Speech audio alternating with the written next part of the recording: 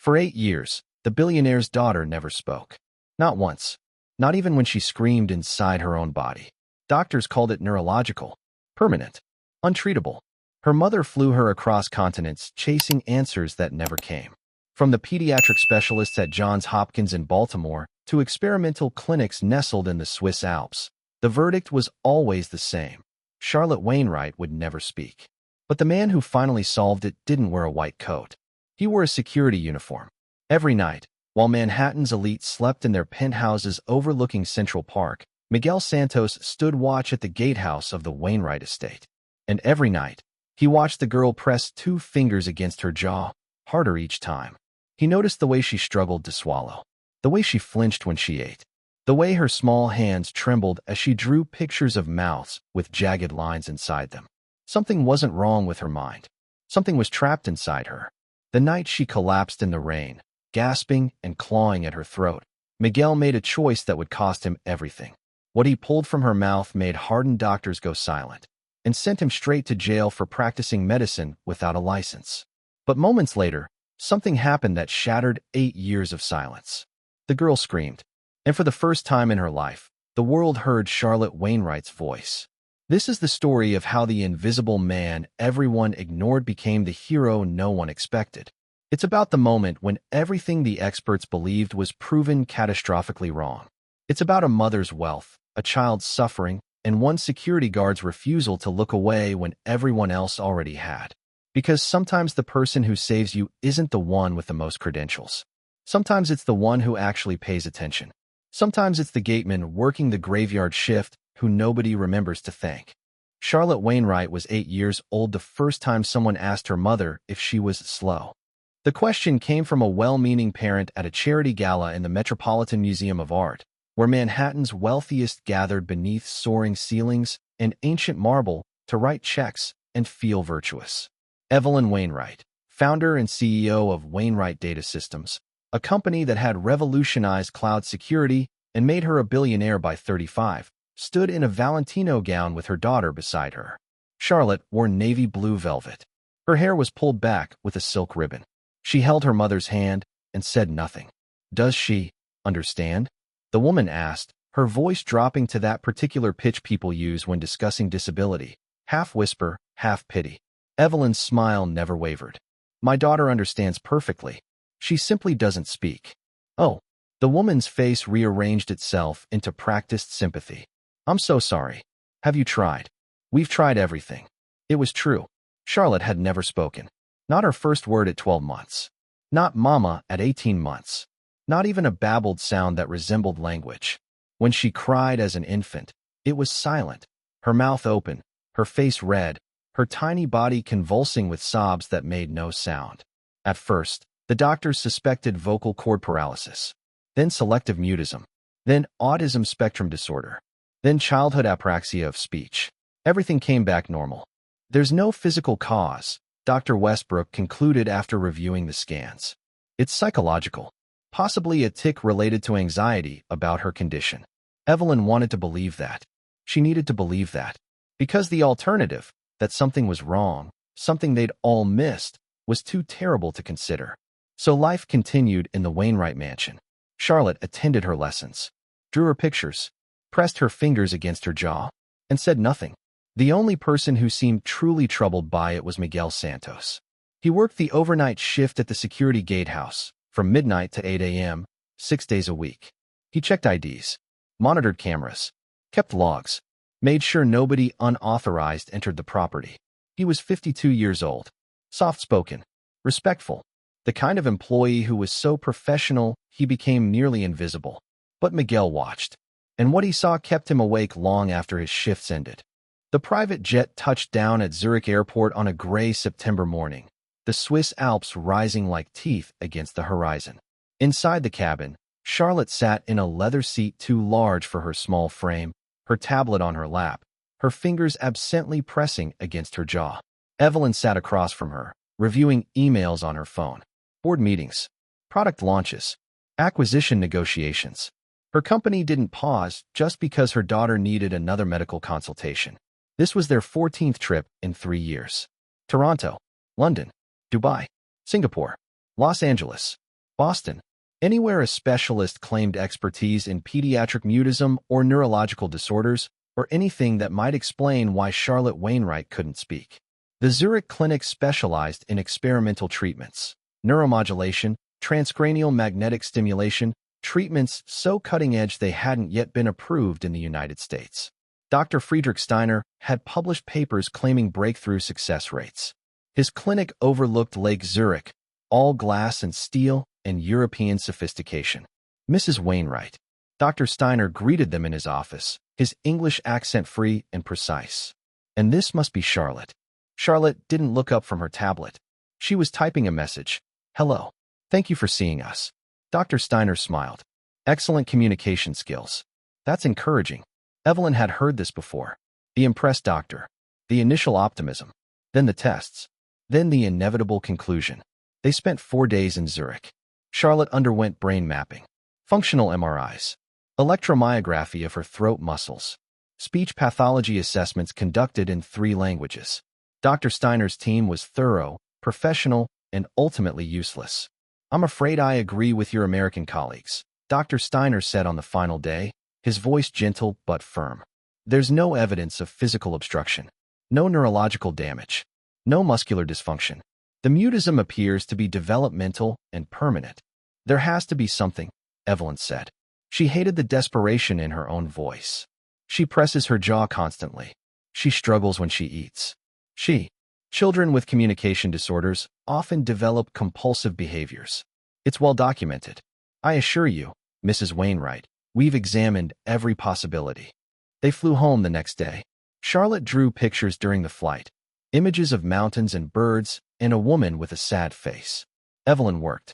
Neither communicated much, despite having all the tools in the world to do so. When they arrived back at the mansion, Charlotte went straight to her room. Evelyn poured herself a scotch in her study overlooking Central Park and stared at the city lights. Somewhere in Manhattan, in offices and hospitals she'd paid millions to visit, were the smartest doctors in the world. And every single one had told her the same thing. Your daughter will never speak. Learn to accept it. But Evelyn Wainwright hadn't built a fortune by accepting limitations. She'd built it by refusing to believe the people who said something couldn't be done. So she scheduled another consultation. This time in San Francisco, at a research hospital pioneering gene therapy for neurological conditions. Maybe if the problem was genetic. The appointments continued. Mayo Clinic in Rochester, Minnesota. Mount Sinai in New York. Children's Hospital of Philadelphia. Each visit followed the same pattern. Initial evaluation, extensive testing, hopeful language, eventual disappointment. Charlotte endured it all with silent patience. Blood draws, MRI machines that clanged and hummed, doctors who poked and prodded and asked her to try making sounds she couldn't make. She'd type messages on her tablet. I'm trying. I can't. I'm sorry. The doctors would nod sympathetically and add notes to her file. By Charlotte's 8th birthday, her medical file was 4 inches thick. The consensus remained unchanged. Congenital mutism, cause unknown, prognosis poor. You need to consider augmentative communication devices long-term, Dr. Westbrook advised during a follow-up at Johns Hopkins. Charlotte has adapted remarkably well to her tablet. With proper support, she can live a full life. A full life? Evelyn repeated. The words tasted bitter. Many nonverbal individuals thrive, Mrs. Wainwright. Your daughter is brilliant. She'll find her way. But Evelyn saw the way people looked at Charlotte, with pity, with discomfort, with the particular awkwardness reserved for things they didn't understand. She saw the way other children avoided her at the few social events she attended. She saw the isolation that wrapped around her daughter like fog, and she couldn't accept it. So the trips continued.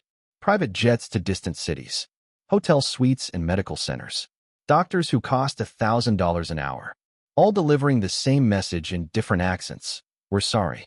There's nothing we can do. What none of them saw, what none of them bothered to investigate, was what happened when Charlotte ate. The difficulty swallowing, the pain that flashed across her face, the way she'd chew slowly, carefully, as if something sharp lived inside her mouth, the way she'd gag sometimes, suddenly, violently, and press her fingers desperately against her jaw. The doctors dismissed it as anxiety, psychological, behavioral. But in the security booth of the Wainwright estate, Miguel Santos watched through the cameras and knew better. He'd seen that look before. In his years as an EMT, before an injury forced him out of emergency medicine, he'd seen people choking, obstructed airways, foreign objects lodged in throats. Charlotte wasn't anxious. She was struggling to breathe. Miguel Santos had learned to be invisible a long time ago. Growing up in Queens, the son of Salvadoran immigrants, he'd learned that invisibility was sometimes the safest way to move through the world. Don't make noise. Don't attract attention. Do your job well, and let that speak for itself. It had served him throughout his life. As an EMT, working the overnight shifts in Brooklyn and the Bronx, he'd been the steady hands in crisis situations. The calm voice talking down someone having a panic attack. The quick thinker who spotted internal bleeding before it became fatal. He'd loved that work. Then came the accident. A drunk driver ran a red light on Atlantic Avenue. Miguel's ambulance was T-boned at 60 miles per hour. His partner died instantly. Miguel survived with 3 fractured vertebrae, a shattered hip, and permanent nerve damage in his left leg. The city gave him a medical discharge and a pension that barely covered rent. At 50, with a limp and chronic pain, Miguel needed work. Security guard positions didn't require running, didn't require carrying heavy equipment, just required attention and reliability. He applied to 6 companies. Wainwright Estate Security hired him for the overnight gate shift. The pay was decent. The work was simple. Check IDs. Monitor cameras. Stay awake. Most nights passed in silence, punctuated only by the occasional delivery truck or late-arriving staff member. Miguel sat in his booth and watched the screens. 12 cameras covered the property. Front gate, back entrance, courtyard, side gardens. And, though he wasn't supposed to pay much attention to these, several interior common areas. That's how he first noticed Charlotte. She appeared on the kitchen camera around 2 a.m. on a Tuesday in April, a small figure in pajamas, opening the refrigerator, pulling out a carton of milk. Miguel watched her pour a glass. Then he watched her try to drink it. She took a sip, and her whole body went rigid. Her hand flew to her jaw, that same spot, just beneath her left ear. The glass trembled in her grip, the feeling that eventually something would go terribly wrong. On a Friday night in early November, Miguel's instinct proved correct. The evening had started normally. Evelyn Wainwright left for a business dinner at 7 p.m., her driver taking her into Manhattan. Charlotte remained home with her tutor and the housekeeper. Miguel settled into his booth for the overnight shift. Rain hammered against the roof. The kind of cold, driving rain that turns New York City gray and makes everyone wish they were somewhere else. Around 9 p.m., the tutor left. The housekeeper retired to her quarters on the 3rd floor. Charlotte was alone downstairs. Miguel watched her on the kitchen camera, making herself a snack. Crackers and cheese. Simple enough. She took a bite of cracker. And immediately, Miguel knew something was wrong. Her hand shot to her jaw. The cracker fell from her fingers. She stumbled backward, hitting the counter. Then she started choking. Not delicately. Not like someone who'd swallowed wrong. Like someone whose airway was blocked. Miguel was out of his booth before he'd consciously decided to move. His legs screamed in protest as he ran. Actually ran, for the first time in years, across the courtyard toward the main house. He had his keys.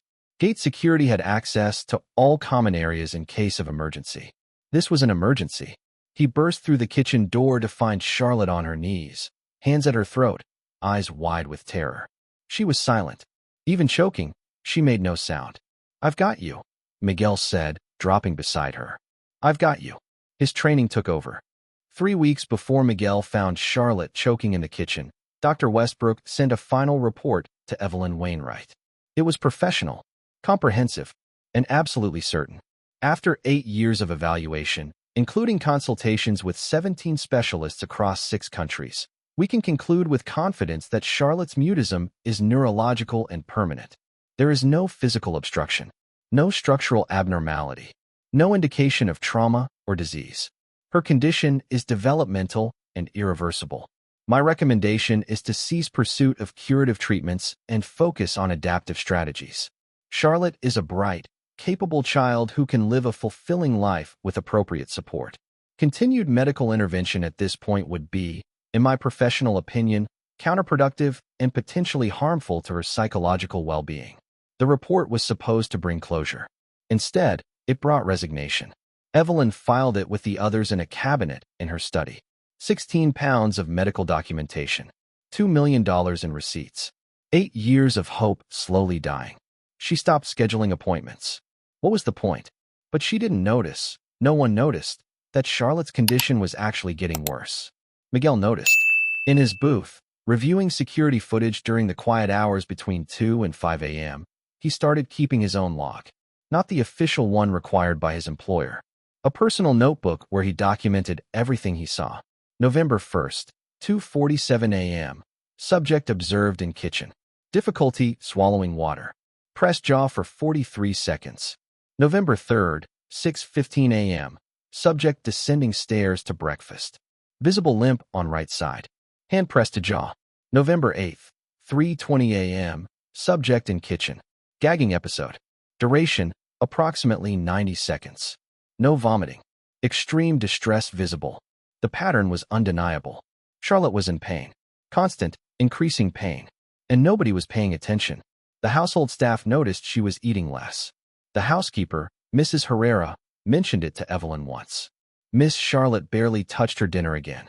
Should I make her something different?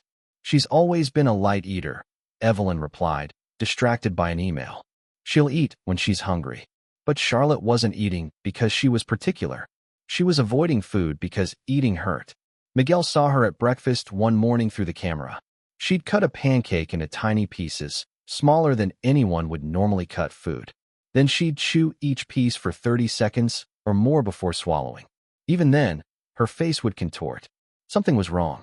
Desperately wrong. On November 10th, Miguel did something he'd never done before.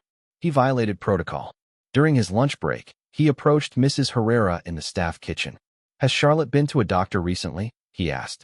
Mrs. Herrera looked up from her tea. Not for months. What? She seems uncomfortable when she eats. She's always been a delicate child. Mrs. Herrera's expression was kind but dismissive. Mrs. Wainwright has had her to every doctor in the world. There's nothing physically wrong. It's all neurological. But what if? Miguel.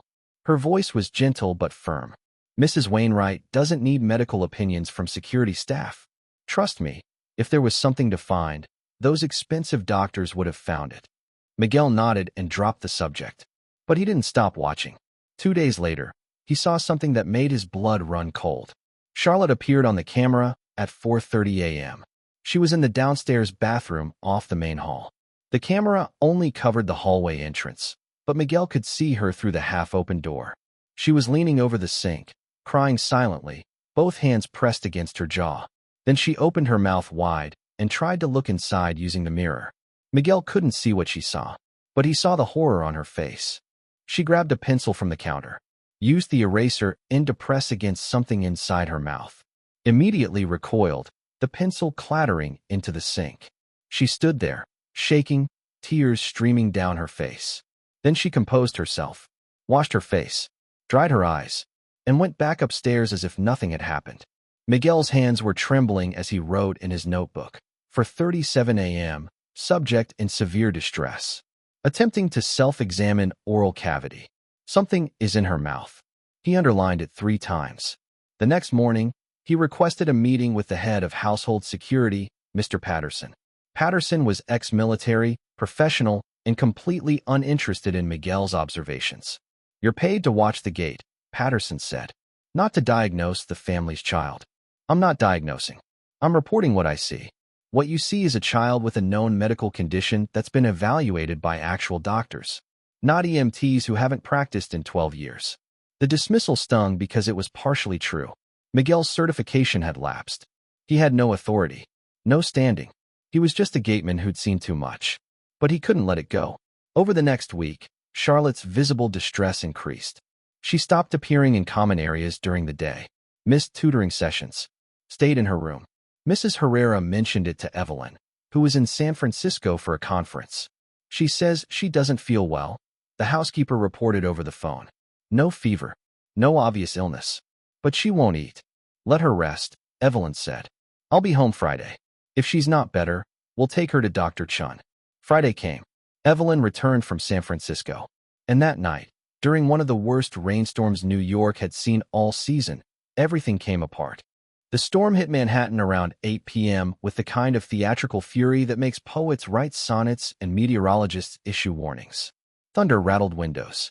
Lightning turned the city strobing white. Rain came down in sheets so thick the streets flooded within an hour. Miguel sat in his booth, monitoring the cameras, watching water cascade off the mansion's gutters. November storms were rare, but when they came hard. His radio crackled. Mrs. Herrera's voice, distorted by static. "Miguel? The main gate camera is flickering. Can you check it?" On it.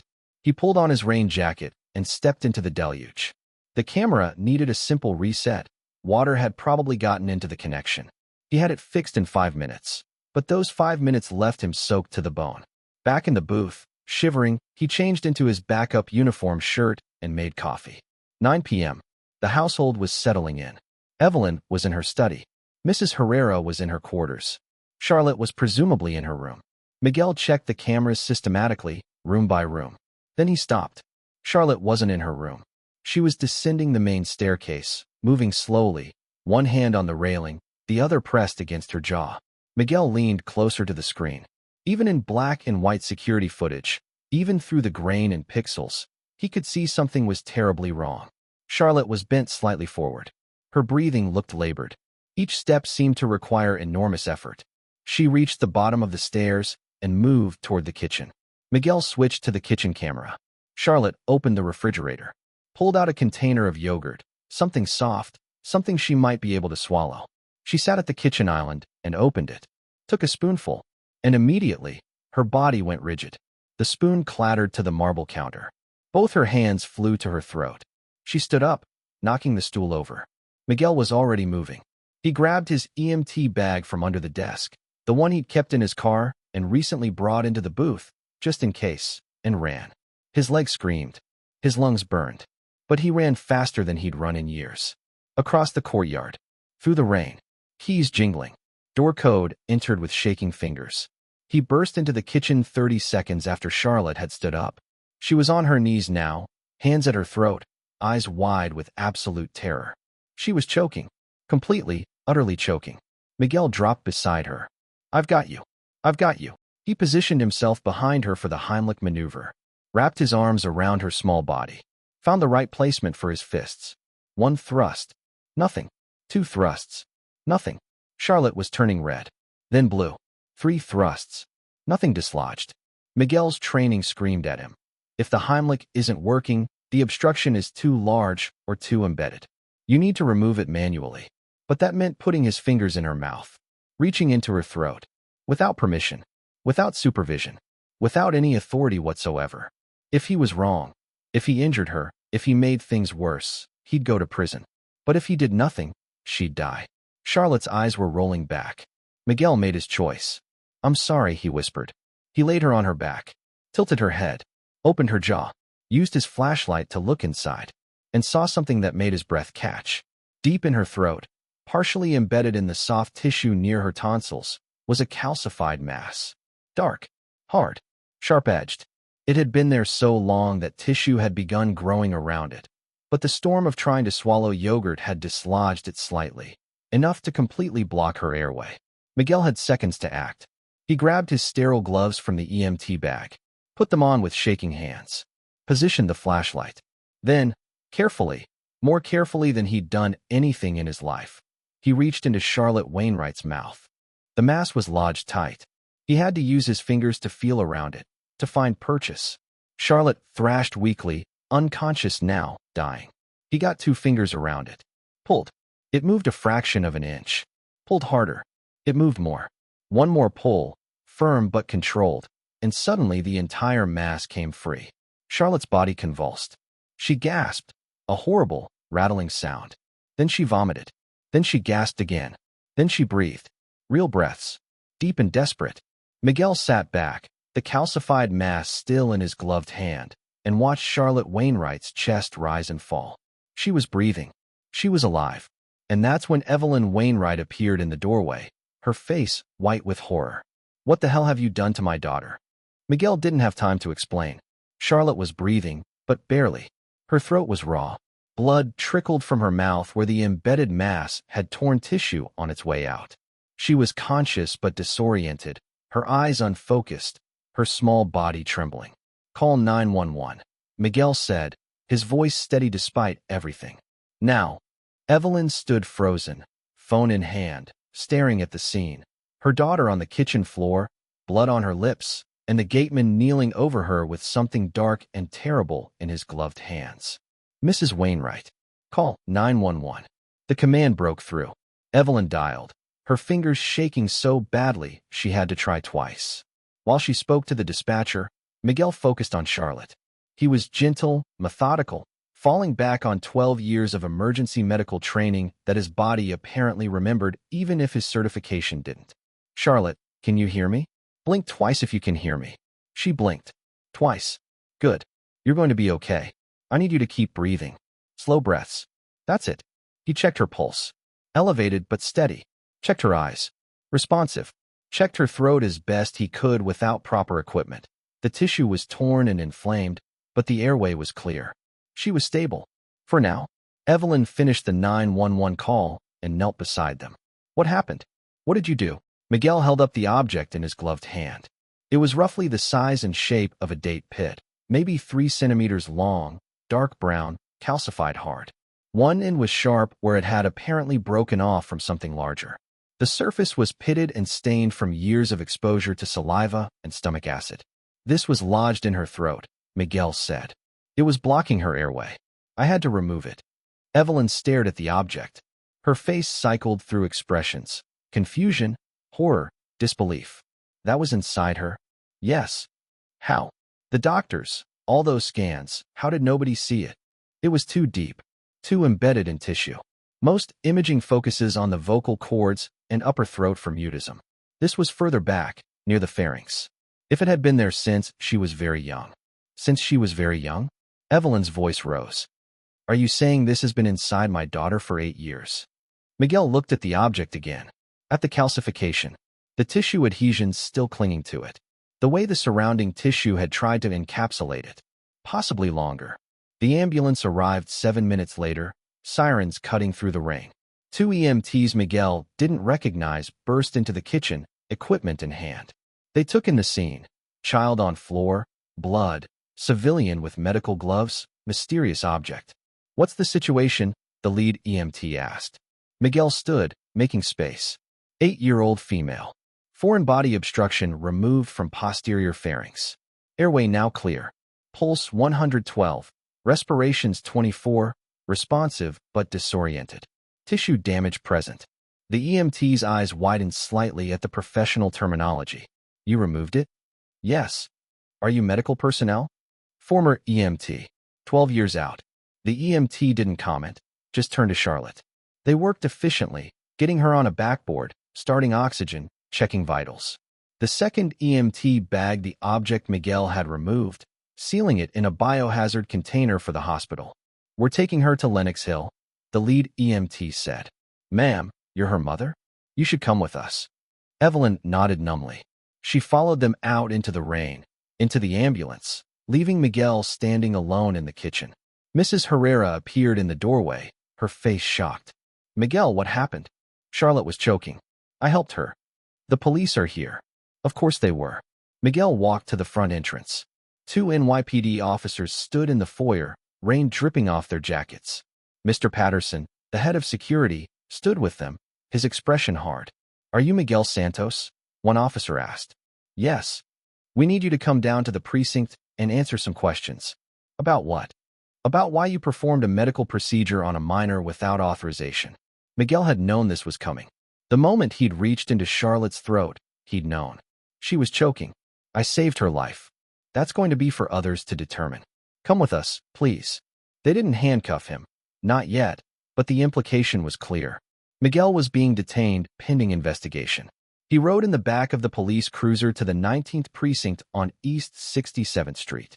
The rain had lessened to a drizzle. The city lights blurred past the windows. At the precinct, they put him in an interview room. Gray walls, metal table, 2 chairs. He'd seen rooms like this on TV, but being in one felt different. Smaller, more real. A detective arrived 20 minutes later. Mid-40s, tired eyes, coffee-stained tie. Mr. Santos. I'm Detective Brennan. I need to understand what happened tonight. Miguel told him everything. The months of observation. The patterns he'd noticed. Charlotte's distress. The final crisis. The decision he'd made. Brennan took notes. His expression revealed nothing. You understand this is serious, Brennan said. You performed a medical procedure without a license. You could have killed that child. If I hadn't intervened, she would have died. That's not for you to decide. There are protocols. You should have waited for trained EMTs. She didn't have time. According to who? You? An EMT whose certification lapsed 12 years ago. Miguel said nothing. Brennan leaned back. Here's what's going to happen.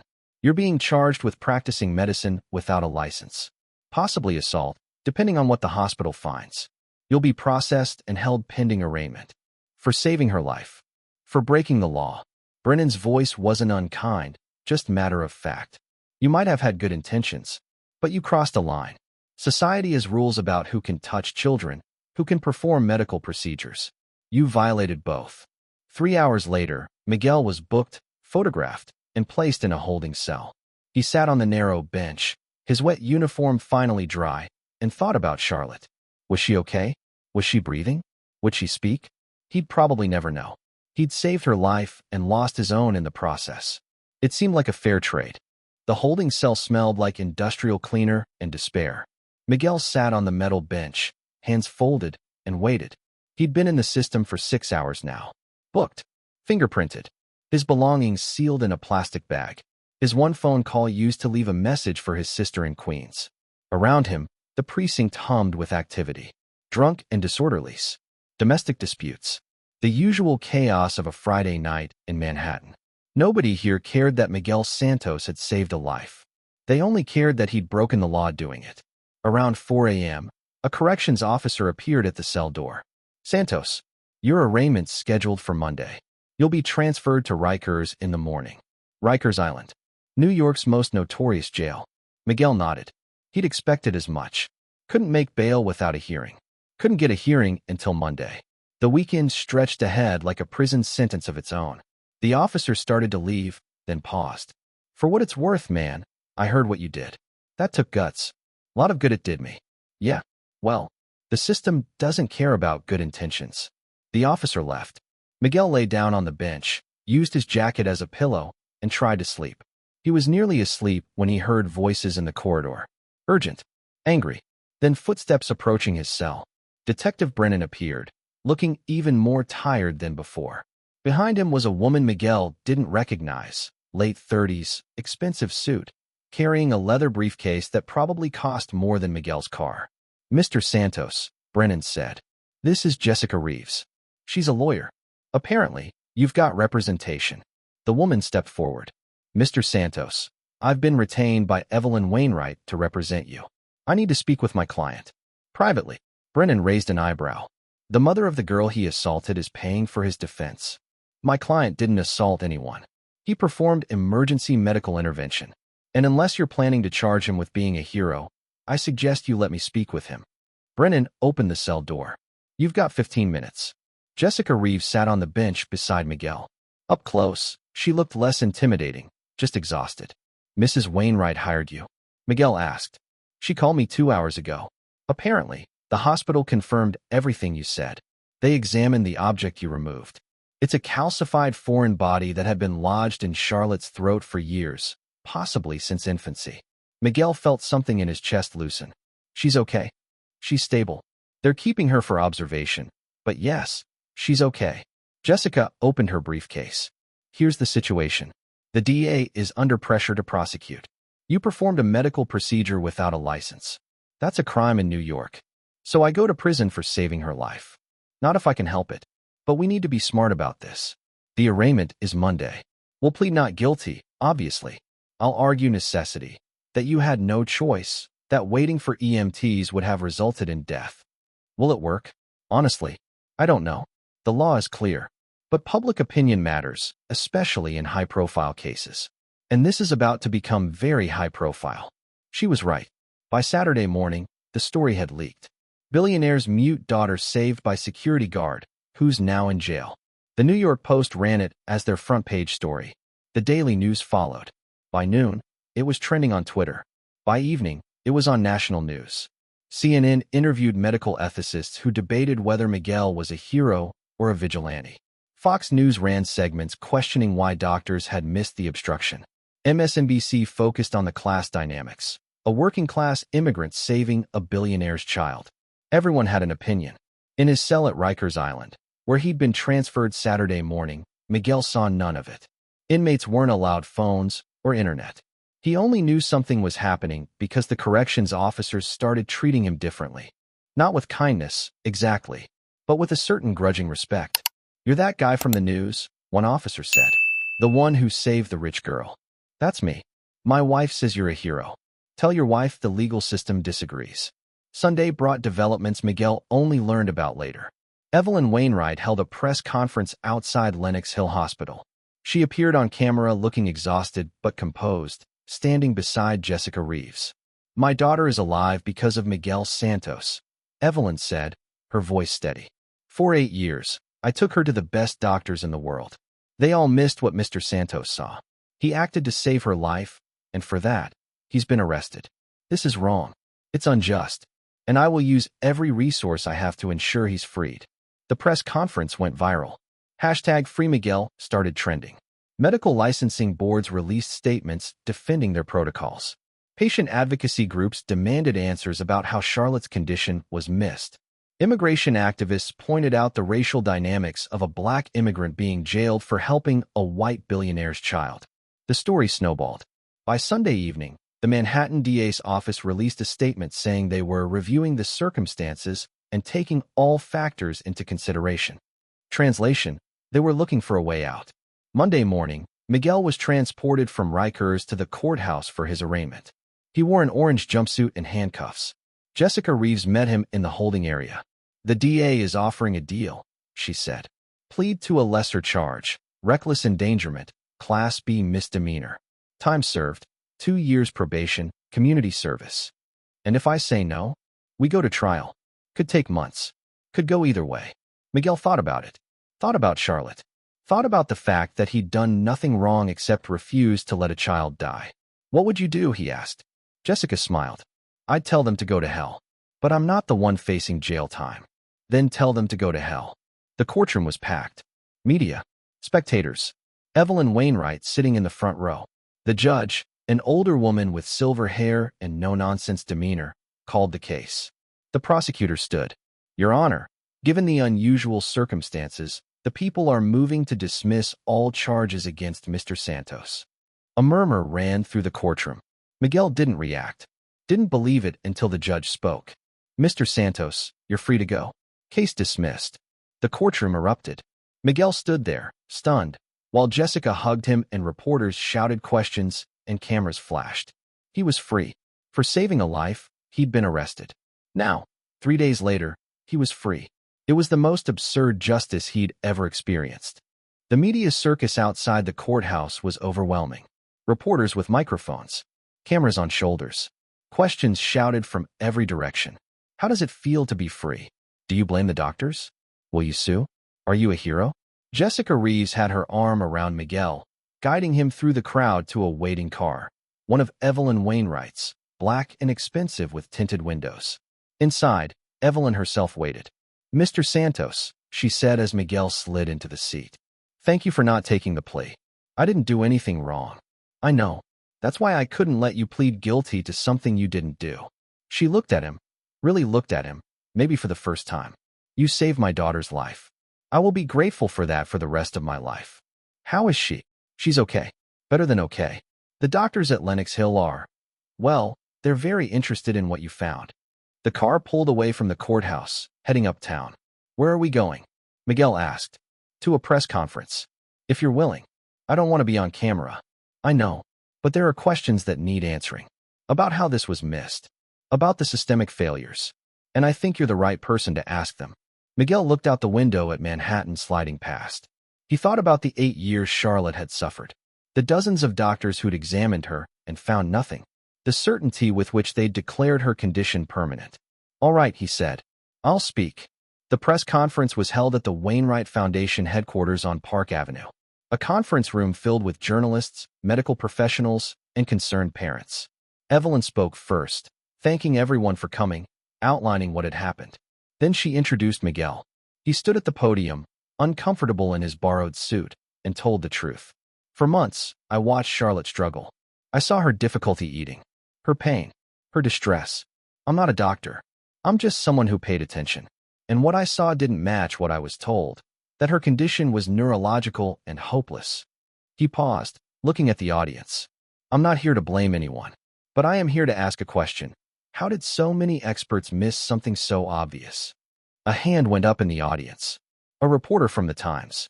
Mr. Santos, are you suggesting the doctors were negligent? I'm suggesting they were wrong. And when you're wrong about a child's health for 8 years, you need to ask why. Another hand. A medical journalist from NPR. The doctors say the object was too deep to detect without direct examination. Do you dispute that? I dispute that nobody tried direct examination. Charlotte had symptoms. Pain when swallowing. Gagging. She literally pressed her jaw constantly. Those are signs of a mechanical problem, not a neurological one. But because she was already diagnosed as having mutism, nobody looked further. The questions continued for an hour. What Miguel didn't mention, what he carefully avoided, was the uncomfortable truth that had emerged from the hospital analysis. The object he'd removed was organic. Specifically, it was a fragment of bone, possibly from meat, that Charlotte had somehow aspirated as an infant or toddler.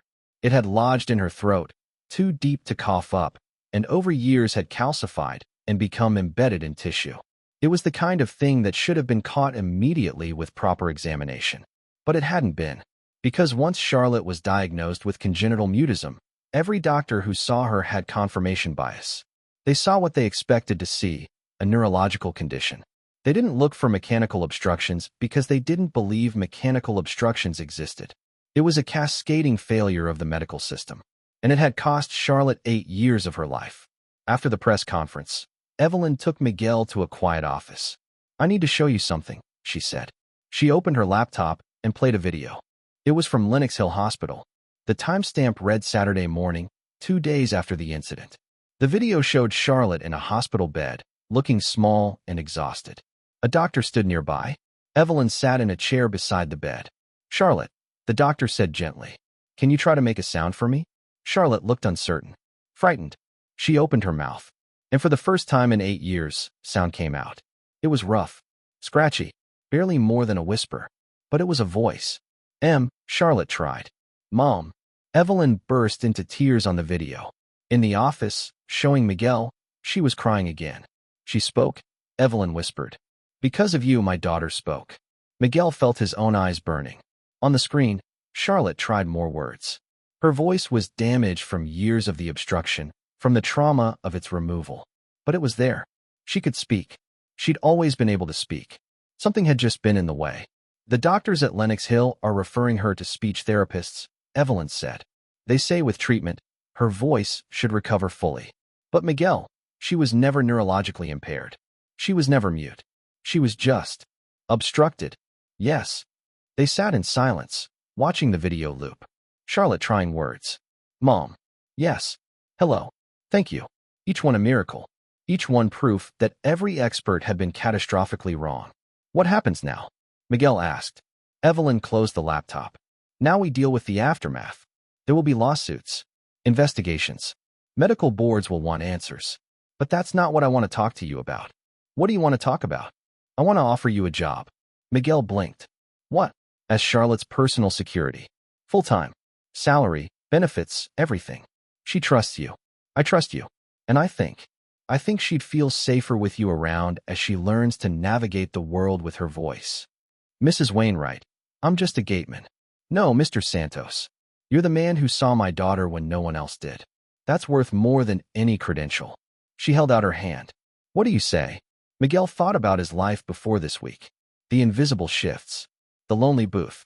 The feeling that he was just taking up space in a world that had no use for him.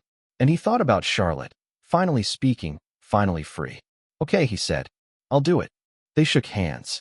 Outside, New York City continued its relentless churn.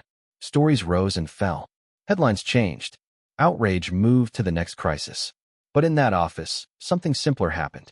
A gateman became a guardian. And a little girl who'd been trapped in silence for 8 years finally had someone watching over her who actually saw. 3 months after Miguel pulled a calcified fragment of bone from Charlotte Wainwright's throat, the first lawsuit was filed. Not by Evelyn, by 15 other families. Parents who'd been told their children's conditions were neurological, permanent, untreatable. Parents who'd spent fortunes chasing cures that never came. Parents who now wondered, what if we were wrong too? The lawsuits named hospitals, named doctors, named the diagnostic protocols that had failed Charlotte and possibly failed countless others. The medical establishment responded defensively at first. Statements about standard of care, explanations of diagnostic limitations, reminders that hindsight is always perfect. But the public wasn't buying it. Not when Charlotte Wainwright appeared on Good Morning America with her mother, speaking in her still-recovering voice about the 8 years she'd spent trapped. I tried to tell people, Charlotte said, her words careful and deliberate. I couldn't use words, but I drew pictures. I showed them my throat hurt. Nobody listened because they thought they already knew what was wrong with me. The interviewer, Robin Roberts, had tears in her eyes. What do you want people to know? That sometimes the experts are wrong. And sometimes the person who saves you is the one nobody expects. Charlotte looked at the camera. Mr. Miguel is my hero. Not because he's a doctor. Because he paid attention. The interview went viral. Miguel watched it from his new apartment, one of the staff residences on the Wainwright estate, significantly nicer than his previous place in Queens. He still wasn't comfortable with the attention, but he'd learned to tolerate it. What he couldn't tolerate was the injustice Charlotte's case had exposed. So when Evelyn asked if he'd be willing to testify before a congressional committee investigating pediatric diagnostic failures, he said yes. The hearing took place in Washington, D.C. in late February. Miguel sat at a table facing rows of senators, cameras broadcasting to C-SPAN, journalists packed into the gallery. Senator Patricia Morrison from California led the questioning. Mr. Santos, in your own words, what did you observe that medical professionals missed? Miguel adjusted his microphone. He'd prepared for this, worked with Jessica Reeves on his testimony, but facing actual senators was intimidating. I observed a pattern, he said. Charlotte Wainwright had physical symptoms, pain when swallowing, gagging, pressing her jaw. Those are mechanical symptoms, not neurological. But because she'd been diagnosed with mutism, every doctor she saw interpreted everything through that lens. They saw what they expected to see, not what was actually there. And why do you think you noticed what they didn't? Because I had nothing to prove. I wasn't defending a diagnosis. I wasn't protecting a protocol. I was just watching a child suffer and asking why. Senator Morrison nodded. Dr. Westbrook, would you like to respond? Dr. Patricia Westbrook sat at an adjacent table, looking uncomfortable. She'd been Charlotte's primary neurologist, the one who declared her condition permanent. Senator, I stand by the diagnostic process we followed. Charlotte was examined extensively. MRIs, CT scans, endoscopies. All standard protocols for mutism. The object Mr. Santos found was embedded deep in tissue, in an area we wouldn't routinely examine unless we had specific reason to suspect. But you did have reason, Miguel interrupted. Charlotte had symptoms. She pressed her jaw. She struggled to eat. Those are reasons. Mr. Santos, with respect, you're not a medical professional. No, but I was right, and you were wrong. The exchange made headlines. The hearing lasted 3 days. Testimonies from parents, doctors, policy experts. Everyone agreed something had failed. Nobody agreed on what to do about it. But change was coming. By spring, new diagnostic protocols were being discussed. Requirements for more thorough physical examinations. Training programs to help doctors recognize when they might be experiencing confirmation bias. The Charlotte Wainwright Medical Oversight Act was introduced in Congress. It didn't pass. Too many lobbying groups opposed it. But the conversation had started. And in New York, at the Wainwright Mansion overlooking Central Park, life had transformed. Charlotte was in school now. Real school, not homeschool. A private academy on the Upper East Side where she was learning to interact with other children, to use her recovering voice, to be 8 years old in a way she'd never been able to before.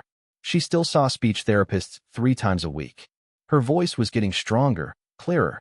She'd probably always have some rasp, some reminder of the damage, but she could communicate. She could laugh.